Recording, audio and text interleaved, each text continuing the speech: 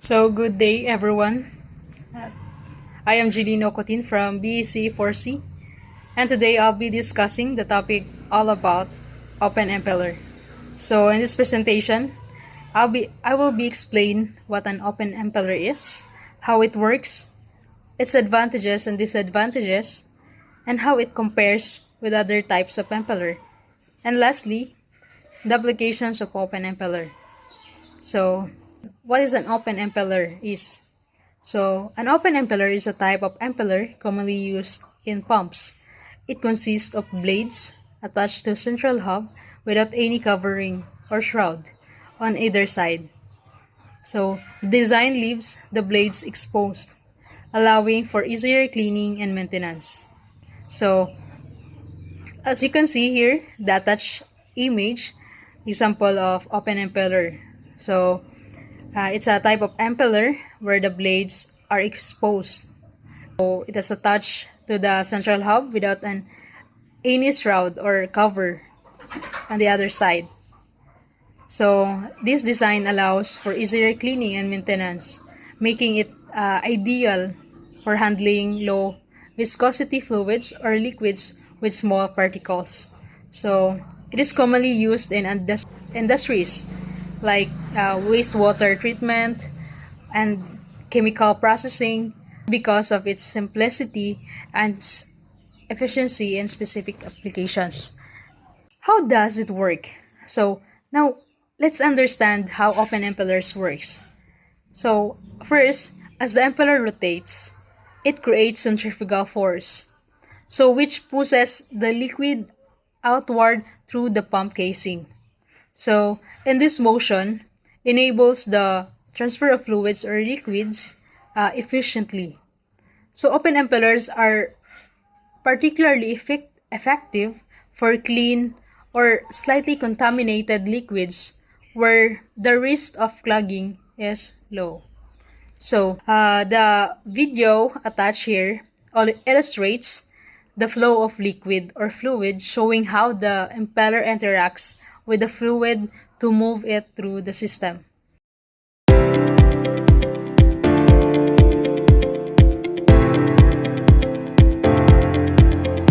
Next is the advantages and disadvantages of open impellers. So, in every design, it has a pros and cons.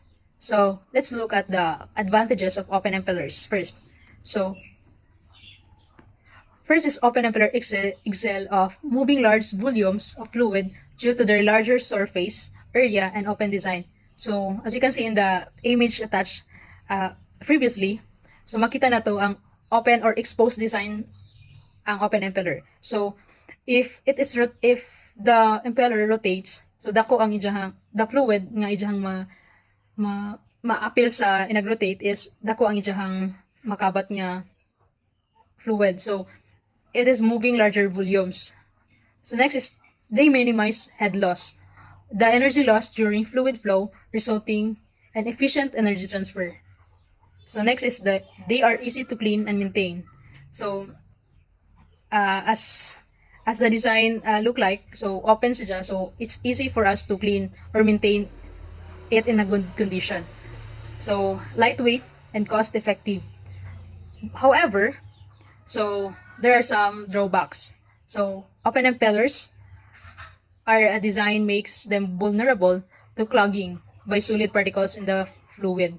So, pwede masagulan og mga solid particles. It's because open ang ijahang blades. And then, open impellers are less efficient compared to closed impellers. It making them unsuitable. So, dili pwede for higher pressure. So, they are also more prone to wear and tear due to their exposed design. So, the understanding of different or the advantages of open impellers, these factors help us decide where they are most appropriate to use. So, kung asa magamit ang open impellers. Next is the comparison with other impellers. So, here, we can compare open impellers with other types.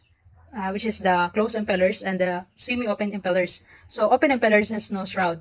So make open or exposed design. So making them easier to clean. but less efficient. It's because open ang jahang ng blades. In contrast, closed impellers have shrouds on both sides. So close ang ijahang blades, providing higher efficiency but requiring more maintenance. So we cannot easily maintain in good condition or clean.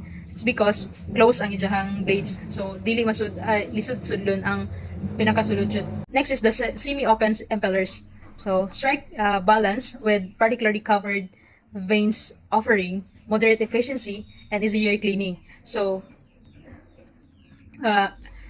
for the comparison or the image, para makita ninyo nga kung sa ilang differences each. So the image highlights the strengths and weaknesses of each type, helping us to choose the right one for specific applications. So